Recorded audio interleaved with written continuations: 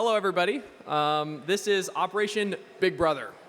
We're going to be talking about some vulnerabilities that I discovered in some cheap IoT cameras made by one specific manufacturer that happens to be Chinese in this case. These are the two cameras we're going to be talking about, but there's a lot more that are affected. We're also going to be talking about 3 CVEs that have never been released before, so buckle up. First off, I got to have a slide in all my presentations now. All this testing and the slides were only done on like these cameras. I didn't try to touch other people's cameras. Don't touch these cameras without authorization, all this other stuff. Report the vulnerabilities you find in a responsible manner. In this case, we're going to be talking about how I reported these to the manufacturer. And then partially. And the following work is just all my personal work. This doesn't relate to my current or former employers. And this is not legal advice, and I'm not your lawyer. And then any trademarks that are in this presentation, there's some trademarks we'll be talking about. They're other respective owners. Okay. All the legal jargon out of the way. So who am I? My name's Trevor Kems. I graduated from Iowa State. I'm a pen tester. I got my OSCP a few years ago. I do a lot of social engineering, OSINT, physical security pen testing, all that fun stuff. I work for a company now in Florida, but I'm remote, called Waterleaf International, doing pen testing. There's my links at the bottom of the slides here. LinkedIn's the best way to get a hold of me. Check out my website. There's the blog article that's even longer about this that discusses these in depth, and we'll talk about the links at the end. And that was me pre-mustache. This is the outline of today's presentation. I like to give this so everybody has an idea what we're talking about. We're going to talk about the camera, specifically this one, in more detail. We're going to talk about dumping the attack, physical attacks against the camera, including the flash. We're going to talk about reverse engineering, the binaries and the protocols involved, and then how you can weaponize those to actually spy on the camera itself.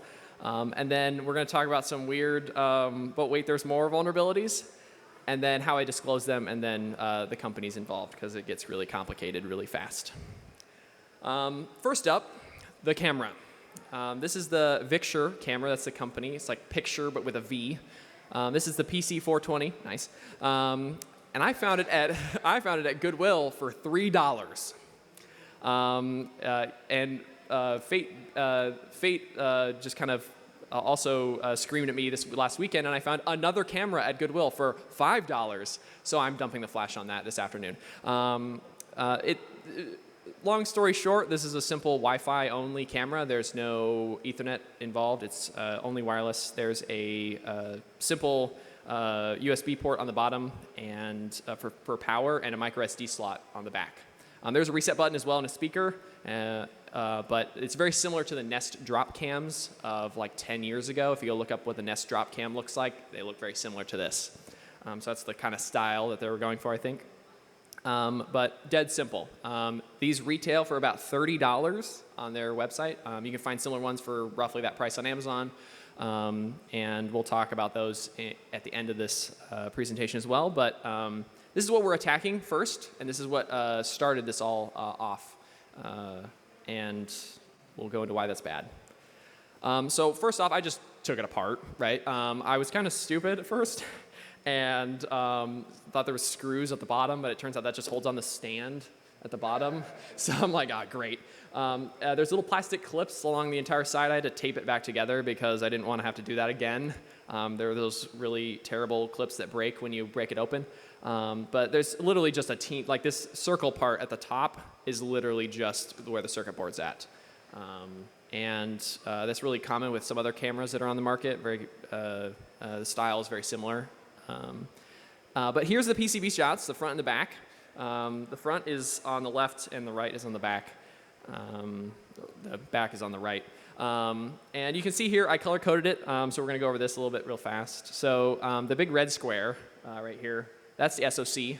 I tried to take off the heatsink, but it is epoxied on, so I don't want to damage it, so I didn't take it fully off. But it's the SoC manufacturer is Anka, if I think I'm saying that right, Ankya, something like that.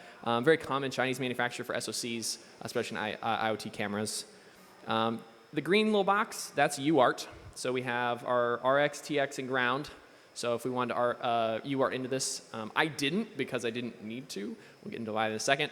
But that's how you would connect them. It's nice that they labeled it, so we don't have to worry about it. And at the bottom, this is our Wi-Fi chipset on a daughter board. That's why it's green. It's very common for IoT cameras and IoT devices to use daughter boards nowadays for those because of FCC licensing requirements. It's easy to get a license for one daughter board and then just put it in everything. At least that's my theory on it. And on the back of it, we have some nice things too. We have our micro SD card slot at the top, but then right next to it, we have a breakout of USB. If you see here, there's 3.3 volts, which it shouldn't be, but we also have data plus, data minus, and ground all in a line right here.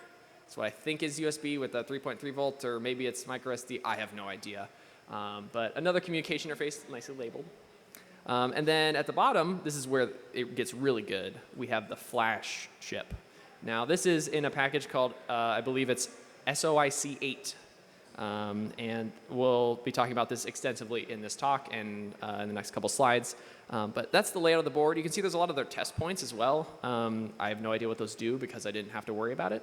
But the main focus is finding the flash. So once I took it apart, there's a couple other, like on the front, you can see there's this other one right here.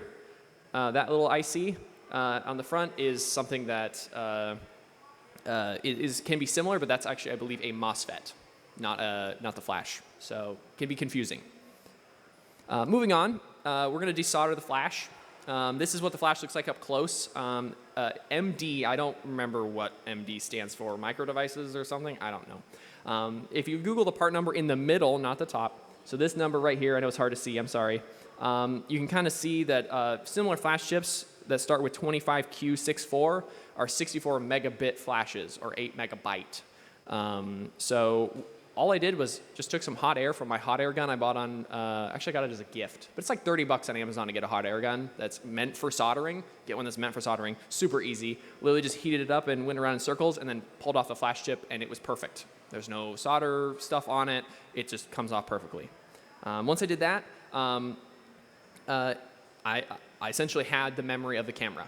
There's some memory on the SoC itself, but I don't worry about that because that's a lot of the keys and stuff that we'll get to in a little bit. But end up we didn't need them, or I didn't need them. So once we have the flash chip off, how do we go about getting the information off? There's a few ways. I made the mistake of buying a cheap chip clip, and one of the ones from Amazon. Don't do that. Spend the money and get one of these. I don't remember how to say the name, Pomana, but I don't know. That company. This is the company name. Go buy the blue one. They're absolutely amazing. They don't fall off when you clip them to chips. I just take the flash IC off and then I clip the chip on the clip the chip in like on my desk so then it stays because it can backfeed the power and turn on the camera and you'll get garbage out. In this case, all I did was I just connected this to my Bus Pirate. And the Bus Pirate is another great tool if you're a physical pen tester or I want to get into physical IoT hacking and stuff like that.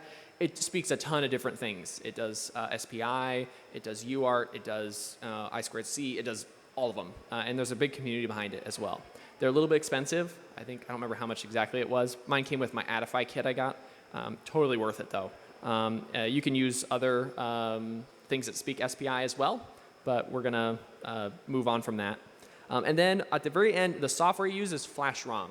FlashROM will read and write these chips, and it actually supports the Bus Pirate out of the box. You literally just plug it in and point it there and go. Yes, question?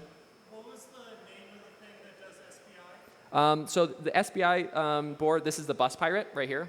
But there's the Bus Pirate, yes. So this speaks the SPI directly to through the chip clip to the IC itself, and we're just speaking raw SPI to the chip. You can also use one of these. I just got a few of these, and I actually tried this afternoon, and my flash chips don't fit into mine that I got, so I'm going to have to get some new ones. Oops. But FlashROM will actually ID the chip automatically when you just plug it in and run it and try to read it, and that's what I did. I just dumped it immediately, and it says, oh, yep, this is a, this vendor flash chip, and it just went. That was after I tried to get it to connect about 4 different times because the lines were all messed up. going into the chip clip. So that was fun. Didn't kill it though, which is good. I've done that before. The only problem is SPI is kind of slow when you're doing it in like single mode. It took, I think, I dumped one this afternoon. It took about 7 minutes, I think, to dump, 10 minutes to dump. I just sit back and just don't do anything. And then I didn't include this slide, and I'm very glad I didn't, because it was in the talk right before me with Amelia and Dave. I used Binwalk. So they had pictures of Binwalk, so I'm not going to repeat that. I'm glad I didn't do that at the end. But Binwalk's your friend. Just run Binwalk on it. It was completely unencrypted, sitting on the flash. So what's the next step, you think? Well, we're going to go reverse engineering, aren't we?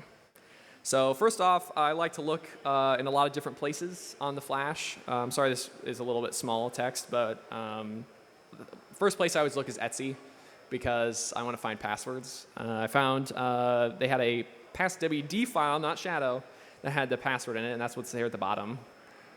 It's a $1 hash. Does anybody know what format that is? Oh, yes. Okay, so we have some people that know Linux hashing. So this is not very secure hash, but we'll get to that in the next slide. But there was a lot of config files sitting in Etsy. There was a lot of just interesting startup scripts and things like that sitting all over the flash. Other places I looked was like user and var and things like that. There's a lot of custom binaries. There could be web code if there's like a web server running on it. You never know. And then, I also like to take a look in bin, because sometimes stuff gets shoved in there. And then sometimes there's BusyBox sitting there that'll give you a hint on what version it's running and things like that. And there's versions with vulns.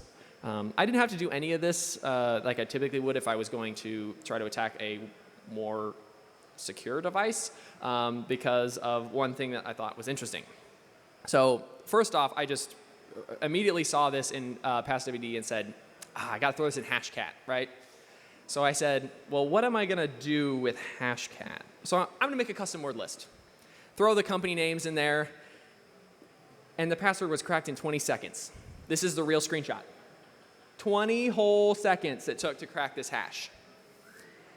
And I created my own custom word list, but it took me like 5 minutes to make it. Company name, numbers, years, all this stuff. And the password is Nui 2019. And I thought, that's kind of weird. Why would they use that? We'll get to Nui in a little bit, but I was like, this is great. And so that's the root account, but there's no telnet. There's no SSH. There's nothing. It doesn't respond to ports, any kind of port scan, or you can't connect to it. So I said, well, dang, that sucks. But we have the root account. So what does that mean? This is our first CVE of the night. So this is my first CVE ever, is hard-coded root password. So I finally have a CVE under my belt. But it gets a little interesting from here. So that was the easy one. 20 seconds and we're done. As Wireshark says, go deeper, or go deep, or whatever they say. So we're going to go farther. Or OSCPs, or OffSecs, try harder, yes. So we're going to try harder. I apologize, this is kind of small, but I had to fit both these on the same slide because it makes sense. So I took the main binary. It's like Anka_IPC or whatever. IP camera is what that stands for. And when I threw it into Ghidra, and after I did some poking around, I found the main function. And the first thing that caught my eye was it touches MNT, mount. And I'm like, what? So when I checked that out, and I went and actually read the code, and I was like, wait a minute. So it's checking right here for a debug folder in mount after it mounts SD card. And then it's setting some magical debug flags that just dump out everything if you set that there. So if you have one of these cameras, you just make a folder or file that's called debug on the micro SD card, and you're golden, and you get a bunch of data out. But what really caught my eye was this line right down here. I don't have it circled, but it says access mount enable _telnet d.dat. And I was like, what the heck? What are they doing here? And I will say, I know in the past I've seen factory test files being left in the firmware and things like that, so I'm like, that's kind of weird. And then I did some more digging, and right down here it actually calls des3 _decrypt. And I'm like, what in the world?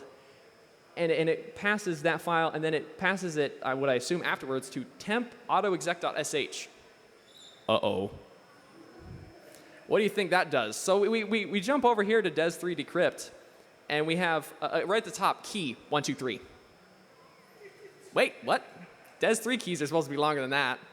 Well, it turns out they just pad it with null bytes out to the thing. They also use a hard-coded IV of just like 1, 2, 3, 4, 5, 6, 7, 8, 9, 0, A, B, C, D, E, F, or something like that. So I was like, oh, dang it. This is going to be kind of interesting. And then it just returns it and then auto-execs it in .sh. So I'm like, wait, this is a shell script they're running, right? I'm like, okay, that's kind of weird. Does that mean we can get a shell? What do you think? Well, first off, CyberChef just has the stuff to do this, so I didn't even have to break out like OpenSSL or anything like that. I just did it in CyberChef because I'm lazy. And you see here, there's the IV value, there's the, that's the hex value of, oh yeah, it's 1, 2, 3 ASCII, and then you have to convert it to hex and do that. CBC mode, and I just said, hey, can we just start telling that D? Telling that D would be nice, because we have the root password, right? And there's the output. Save it as a file, rename it on the SD card, and power cycle camera. Well, looky here, first one. Telnet's running, and we can log in. Oops. And you can see here we got a nice shell with colors and everything too. So that's kind of nice. Well, I'm a hacker. What am I going to do? I want to reverse shell. So what do? Make another script and over here, and oh look, I have a netcat session running on port 4444. Oh look, I can LS. It doesn't give me a prompt or anything, but I reverse shell now. Woo, that's nice. Guess what? That's another CVE.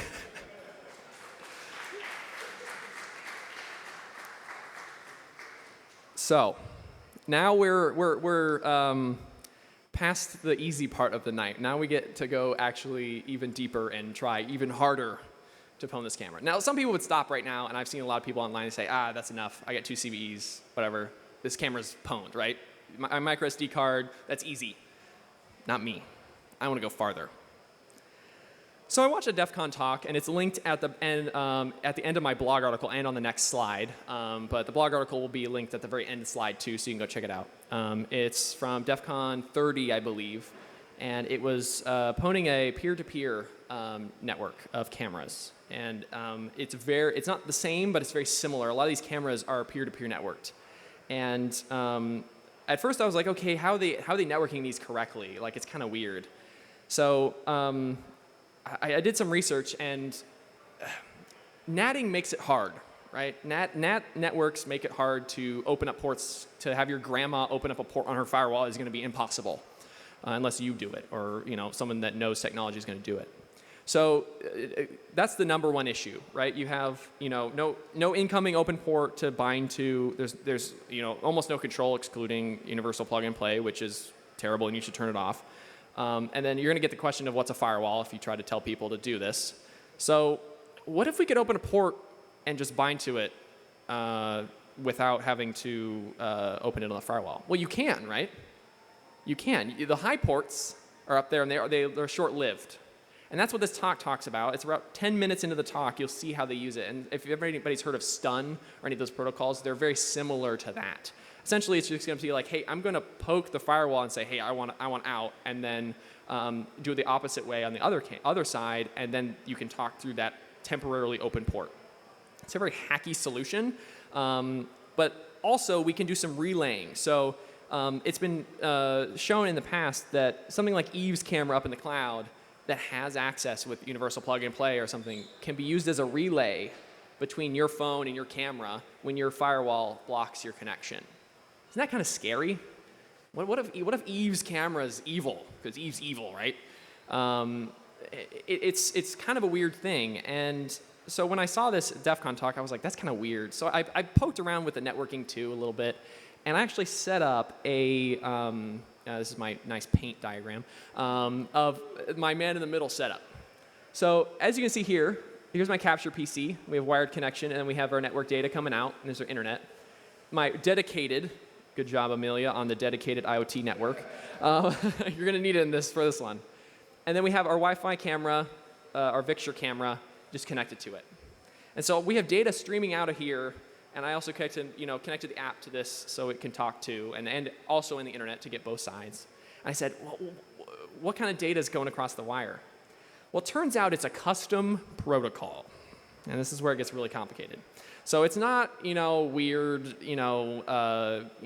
our real-time protocols, RTP protocols that are out there. It's their own custom solution. They rolled their own. What's the number one rule of crypto? Don't roll your own crypto. So what they did is they rolled their own crypto. They have a custom protocol that is encrypted. The control data is encrypted with two-fish encryption. I know I am in cryptography, and I hadn't even heard of two-fish before this, just because I just hadn't messed with it before. It's a strong cipher. We're not like we're going to break it right open. But weirdly, when I was going through this whole thing, the control channel, which essentially says like API calls and things to the other cameras, that's encrypted. The audio and video data didn't seem to be encrypted. It was kind of weird. I was like, it's over like TCP and UDP at the same time. It's kind of weird. And I was like, this doesn't seem right. Maybe I'm doing something wrong. Am I like, stripping off the SSL connection somewhere? Like, what's going on? But what thing they did have both in common was protobuf. How many people have heard of protobuf? Good raise of hands out there. I hadn't. I had no idea what protobuf was. So I made this nice little text document that was like, what in the world are these things? They're weird sizes. There's weird headers. What in the world are we doing? I was manually decoding protobuf. And then I found a nice article online that described protobuf, and I was like, that makes way more sense. That's why it's not like some struct in C. It's variable sizes and all this other stuff. And I'm like, okay, light bulb went on my brain. That's what it is. But I still had this nice, description in the tags of all of I labeled them later. That's why the tags are at the end of the lines, because I was like, wait, that's why tag 01 or this is, what this is. So that was just kind of nice to know afterwards. But it's essentially protobuf unencrypted on the outside, and then there's actually a body that's encrypted. So it's kind of all pushed together, and we'll get to that in a second. But the control data, on the camera itself uses nano PB, nano protobuf, and I can kind of confirm that because there's a lot of references to nano protobuf within the camera code, and all it does is it essentially encodes data and sends it to the server. We'll find out why they used protobuf here in a little bit, but for now, it's essentially just a library. Think of it as like JSON, and in here, there's headers and there's tags. And what they did is there's a method. So and we'll see this in the next couple slides, is there's a method that they call for each of them. So there's like initialize, and there's like transaction kind of messages. And then there's a ID value, and that's the fourth and fifth fields, respectively. And then, as I said before, they nest another version of protobuf that's actually encrypted with a two-fish encryption. Well, after looking into the code in Ghidra, it turns out that the key for the two-fish encryption is literally just, okay, take the outside header method. So it would be like maybe like RPC init or P2P init sometimes. Take the header ID, which is a value that's calculatable, which is actually given in this outside part. Oh, okay. And then this nice string that is camel case ape man nui. Ape man's nui. And I'm like, what the heck? What's ape man? What? I know nui because that's from the password earlier. Okay, we're starting to click together. Okay, that's kind of weird. Well, there's a hard-coded string, so I'm like, okay, we'll do this. And it turns out that the header ID is actually incremented by 1 for every message that comes through. So that only happens if there's multiple messages in a row, so it'll obviously switch, but we don't really care because it's actually included in the outside part of the message as well, so whatever. But I did not know this. Ghidra has a nice decoder for all of these beautiful data types, and actually tells you the length and everything, so I was like, that's really cool. And there's actually, the reason I have this down here is there's actually 2 values that have tag 1, tag 2. That's actually the data that starts out the bytes after the length and the first header. So you can see this in Wireshark. And I think I have the pictures on my website. I don't think it's in the next one, but on my blog, you can actually go see the Wireshark data, and you can actually match up. It's actually reversed because of, I think it's byte order, some weird byte order garbage. But you can see actually that value in the data packets that go between the servers. So I'm like, okay, now I have a way I can latch onto that data, right? Well, I've been spending a lot of time in Wireshark. What's the next step? Well, first off, I found this awesome protobuf online decoder. Definitely go check it out. I think it's linked to my website. If it's not, I'll update it tonight after I get back with my computer. But you can see here, here's the obviously encrypted part, and here's all the tags, and then there's the ID value, I think. Let me double check. No, that's the version. The ID value is this 5th one right here. So we have our nice number, and then there's our, I think it's relay init is what the thing is said. So it's like, okay, there's all the information we need to decrypt it. Twofish is hard to decrypt. I decrypted it a few times. I'm like, this is control data. What's the really interesting part that's next up? Video data. That's the bread and butter of these cameras, right? Being able to pull off the Hollywood heist movie of replace the video in midair, like that would be awesome, right? So and that's where my mind instantly went, okay, what's up with the video data? Well, it turns out that H.265 data is just sent over the network, completely unencrypted. It took me a really long time to figure that out, because H.265 is a complicated protocol that has start data, end data, and if you're in the middle of a transmission, it's all janky and it's nasty. But you can actually see the packets come through on the Wireshark capture very similar to the control data. It's not the same, but it's very similar. And then also, to make it even more complex, there's audio data just stuffed in between the packets. So it'll be like 50 bytes or 100 bytes of video data and then like 200 bytes of audio data. And the audio data is really nice to check because the format they're using, I think it's ALAW or ULAW, something like that. Actually, when there's no audio, it's just Fs. So it was like F, F, F, F, F, F, F, and you're like, oh, that's audio data. So that was nice. But what do we do when we see this in Wireshark and we have all this information? Build a custom Wireshark decoder. This was a daunting task to start because I was like, Wireshark decoder when this popped in my mind, like, hey, let's make it. I'm like, this doesn't seem like this would be easy to do. It's really easy. It uses Lua to make the decoder, dissector, whatever you want to call it.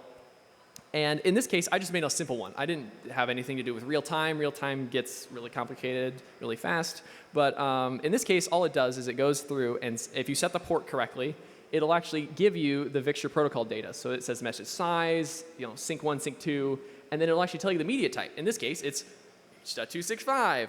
It also does audio as well. And then it does some other byte data, data length, and then this media data down here. And if you know anything about H.265, 000000001 should clue you in that that's the start of one of those packets. It's NAL or whatever the packet format is.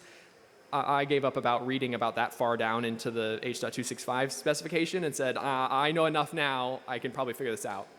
And sure enough, what you can do is just take all that data and just copy it out. And I threw it into CyberChef because, I'm lazy.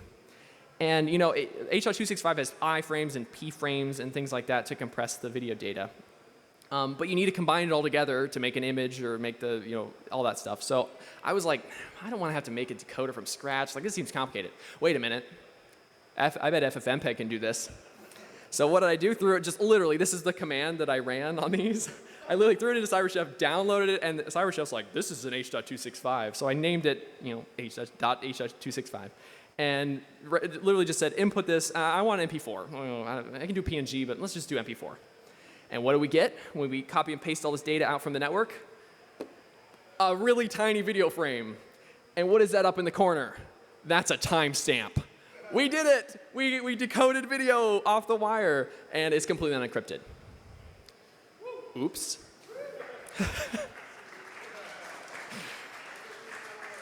What? So I will tell you that I thought I'm like, man, I have to have a full frame by now. Like, I went through and did like 20 of these like captures in Wireshark. I said, that's probably enough to get like, 3/4 of a frame. No, it was that much. So I was like, okay, I'm gonna have to make some real-time streaming Wireshark dissector to make this get a full frame out of it. But this goes to show that once you have the data, you can at least get something out. In this case, timestamp for me was enough to say, yeah, this is completely valid. This is where we get into controversial language. Their application on Android has a little section, and I know it's kind of small, I'm sorry, but I'll read the important part. All of VIXTURE Home's data transmission adopt the HTTPS encryption protocol. This will encrypt and secure your personal information between the user and the site or server. It cannot be read or forged by any third parties. For example, when streaming your camera's feed to your mobile phone, Victure Home protects the data with multiple layers of security, such as HTTPS and transport layer security and two-fish encryption. That sounds like they're talking about the control channel, doesn't it, and not the video data. Oops. So this is pretty bad. So I said, okay, well, at this point, I probably should reach out to the manufacturer and report it. And what they're talking about is most of the video data that I found that was stored to AWS or was uploaded to AWS obviously is encrypted. They used S3 encryption. I think they actually do it on the device before they upload it and everything. So there's TLS and there's S3 encryption on top of it. But that doesn't count for peer-to-peer or local video and audio data. And I did this both locally and over the internet, and it wasn't encrypted on both of them. Oops. What does that mean? Another CVE. So that is the final CVE. That's number 3 for tonight. But we're going to talk a little bit about some of the other stuff that I reported coming up. But this is the most complicated one, and I will tell you this is one they did not fix.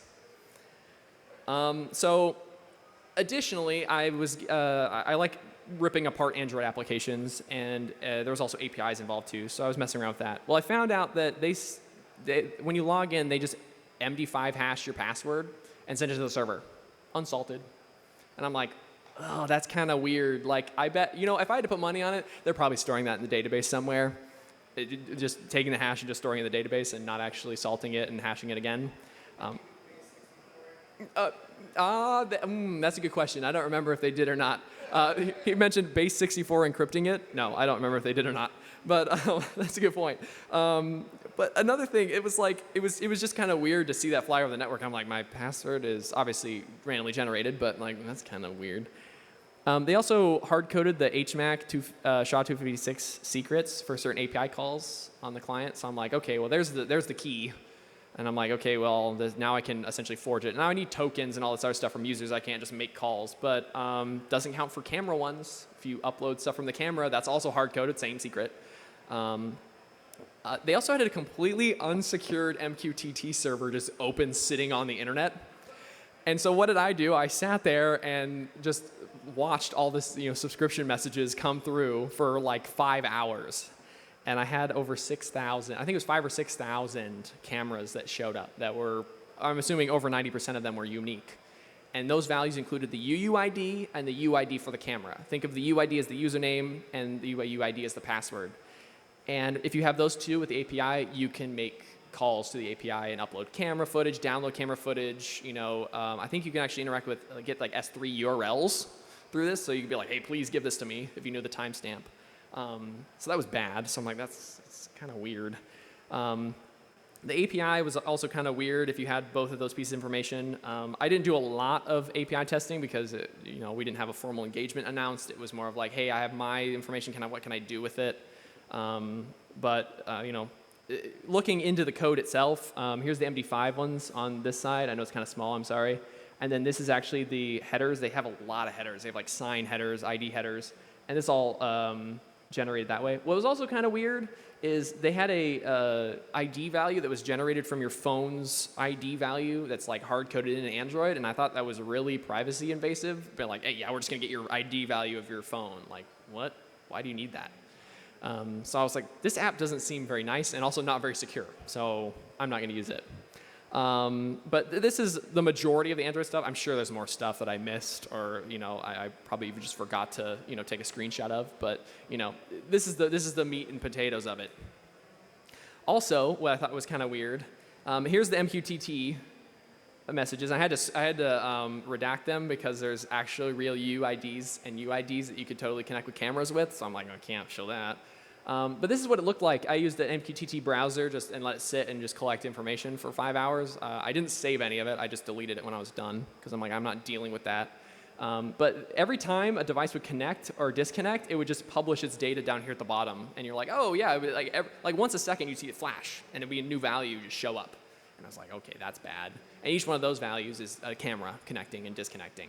And so it's like, well, then you can just sit there and collect the data all day long, and you're done. And then what gets really weird, and we'll talk about this in a second, this is one of the management background sites that you can log into. And what I thought was really weird, and this is where everything clicked together, this is the Victure login. And what does it say at the bottom? powered by NUI.cn. Ah, now we've put the two things together. So we have 8man's NUI or whatever. NUI 2019 is the password. Okay, there's got to be a connection. So, but wait, there's more. So the vendor did send me a fixed firmware that fixed 2 of the 3 issues. They completely said, yeah, we're just not going to fix the network issue right away because it's too hard to fix for the server side. We'll fix the other 2 though, and we'll send you a firmware. So that was like pulling teeth trying to get them to actually respond to me for like 3 or 4 months, I think it took them to finally get it. But I did some OSINT after they sent me the firmware. I didn't do it because I didn't do it on the NUI domains and all this other stuff before. And then they sent me, I'm like, I probably should check this out. Like, what's going on here? And there was an open GitLab server. The reason why I'm pausing, yeah, it was bad. Every piece of code for their company was pretty much on their GitLab server. And public. Let's just say that the reason why they use protobuf is because all of this is written in Go with AWS keys and passwords and everything right there sitting on their GitLab server. Oh man, did I have a heart attack when I found this. Let's just say that once I reported this to them, it was down 2 days later. They knew how bad this was and decided to private it. It now returns a 404 or 403, I believe, if you try to go to it. But I did do some poking around before, I'm like, how bad is this? Is this just public code? No, it's the full SDKs for stuff. It's not the full build for the camera. I was really hoping to find, like, here's the exact build script to make the camera. I'm like, oh man, this will really help the GitHub repo, But unfortunately, no. I found the SDKs and stuff, though. But there was AWS keys, which I did not touch. I was like, there's an AWS key there. I'm not going to touch it, but that's, ooh. I found a password for their management login, multiple passwords for their management login, that was only 3 characters. Oops. I told them about this in an email and said, you need to roll everything. You need to roll your keys, your passwords, anything that's in these repos, you need to roll. I did not get a response from that. It was pretty much taken down and they didn't reply. So I will say it's been a year, and we'll get to that in a minute. This was like last year. This is why there's 2023 CVEs. I wanted to give them a little extra time, and I had some stuff come up earlier this year that I couldn't, actually publish this. I also want to publish this at DEF CON, but there was a lot going on. But this was also like, oh, okay, we need to stop. I can't release this if I find this, right? So luckily they took it down. But so this was on the, if you can really see, there's actually a domain at the top. I know you can't see it, it's really small. This is 8man.com.cn. So this is 8man. So there's a relationship here. This is where it gets really complicated. So there we go. So we have 8man, NUI, Victure. Well, what's the relationship? Well, first off, NUI is the big player. This is on Amazon right now. You can buy one of these for like $40. And I did. I ended up buying one last year. It has 18,000 ratings on Amazon and 4.2 stars. And this is the same camera, essentially the same company that makes both these. Same company. You think it has the same network issue? Sure does. So guess what? Here's a side-by-side Wireshark raw in their sensor because I didn't want any of you stealing my MAC address. But up here, you can see it starts off 5.0 peer-to-peer info, and this one's 4.0 relay trans bracket, or parenthesis. Yeah, this is the same protocol. Also, I'm pretty sure the video data is also not encrypted. I didn't get, well, once I saw this, I'm like, they're the same. Same company, same everything. They're the same. I didn't also tear this thing apart because it's too nice. It looks too nice. And also I paid $40 for it, not $3 for it at the thrift store. But they're the same. So guess what? They're probably both affected by the same issue. Makes sense why they didn't fix it, right? You have 18,000 reviews on Amazon. Oops. So I disclosed this. And I will say the Victure Home app, there's a screenshot on my website. I didn't include it here. It has 500,000 downloads on Google Play. So if I had to bet, there's probably, well, let's just round it out at 100,000 cameras sitting out there probably, and probably even more if you include Nui cameras. And there's a whole bunch of different models of cameras too. So I thought this was going to be like 5,000 cameras or something, but it turned out to be way bigger than I thought. The disclosure process was easy once I got into a technical contact. I would get emails at 3, 4 in the morning because they're halfway across the world in China. And I was getting, I'd email someone at 9 a.m. in the morning and not get a reply till 3 a.m.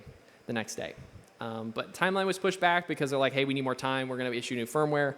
The new firmware addressed the two findings of the root password, from what I understand, and the SD card. The reason why I say, as I understand, is because their fix for the reverse engineering was to obfuscate and encrypt the firmware. Oops. And I said, at this point, I was also like, okay, you fixed something, great, whatever. The SD card doesn't also work now, so I tried to do that. It doesn't give you a shell. It doesn't, do any of that code. I will leave exercise up to the reader. If you go buy one of these, dump the flash on it again and find even more. You can get more CVEs. Remember, if you find a CVE that's a vulnerability that's already been fixed from a CVE, that's another CVE. So if you want a CVE, go check this out. The MQ2T server was also patched fairly soon after I reported it. And you can't see the UID values and UUID values. It's still open to the internet. You can go connect to it, from what I understand. But you can't see those values anymore. And then, as I said, the GitLab was made private after, within 2 days. I think I reported on a Friday, and I went to go show my coworkers, like, hey, look what I found. And then, Monday morning, and it was, closed off, and I'm like, oh. I think I did get an archive of the homepage on archive.org if you check that out, but none of the repos are included, but you can go see what it looked like beforehand. I didn't want to put all the code on an archive, but yeah, so it was reported. I wanted to mention this. There was a little delay on my part. I was going to submit this for DEF CON 32 early this year, but I wanted to do some more with this. I wanted to, show up, imagine at DEF CON, you're on stage, and you're like, I want to, Ocean's 11 this, and man in the middle on stage. And I was like, that's going to take some time. I had other responsibilities. I had other conferences, so I didn't end up submitting it. And then, the last couple months have been crazy with DEF CON and other conferences, so I didn't get around to that. And then also they mentioned that they may be fixing the network issues. So I said, I'm just going to give them some time. There's not a huge rush on this because if I release it, all these cameras are going to be vulnerable. It's been a year though, so I sure hope they fixed it. And I wish that they would have done it. They also kind of just started ghosting me after I asked, hey, I'm going to write a blog article about this, and do you have any comment? And then they just stopped talking to me. So it sucks, but at the same time, I've heard similar stories from people trying to report vulnerabilities in the past. So here's the 3 companies, and here's a review real fast. Vixure makes cameras, routers. They don't make routers anymore, if I remember right. And they make some other weird IoT products. For some reason, 8man is the parent kind of company, from what I understand, because the technical contact's email address was 8man.cn or whatever. They make dash cams and game cameras for out hunting and stuff, and action cameras like GoPro clones. But then Nui is actually probably the biggest of the 3. They really focus on IoT cameras. They call them baby monitors, but they're essentially just cameras with PTZ functions and stuff, and maybe a speaker and a microphone. And they're actually on Amazon. What was kind of weird is that Vixure used to be on Amazon, and I think they got taken down because there's actually a picture on, I think I put it on my blog, of a random camera that's under the brand BJS. And on Amazon, it looks identical to this. I was like, that's kind of weird. Well, if you look in the reviews, there's a picture, and clearly if you zoom in, the camera says Vixure on the front of it. So they just rebranded it, or they're drop shipping it or something weird. It gets really complicated, and that's why this whole thing I wanted to mention in my slides is because it wasn't as it seems. In addition to this, there's some hints early. We were talking about FCC IDs, and I was like, yay, that's great. I believe all 3 of these all these 2 cameras have FCC IDs on them, and the signer is actually an 8man employee. So, and there's an email address in there. So that was another hint that, okay, they're probably all related, and stuff like that. So it was kind of interesting, but I'm sure there's more there that I'm not even aware of, which is kind of weird. But check out their websites. They're also kind of weird. They're also kind of spammy with the stuff they show you, so make sure to use an ad blocker when you visit them. But just weird relationships and stuff with them, too. And as I said, 8man is the parent as well. And I will say that, there's some information to back this up, but at the same time, I'm not 100% sure how they're related. They could be just ran by the same people, or, hey, we're going to spin this off, or a subsidiary. I have no idea. I didn't go that far. I didn't do OSINT on the companies and relate them. But they seem to be run by at least one person that's between all of them. So thank you. Here is the GitHub link for the Wireshark dissector, decoder, whatever you want to call it. That is live, I believe, right now, so you can go check that out. This QR code goes to my blog, I swear. It's if you go to trevorkems.com and check it out, it's the first one. Feel free to share it, do whatever you want. If anybody has any questions, I'll be here right now if it's a short question, or I'll be around afterwards. Feel free to send me, an email, LinkedIn, whatever. Catch me at the next SecDSM meeting. If you have any questions about this, or you say, hey, I did that and I have some issues with, decrypting it. Can you help me? Sure. Any questions related to it? Hearing none. Thank you all for coming.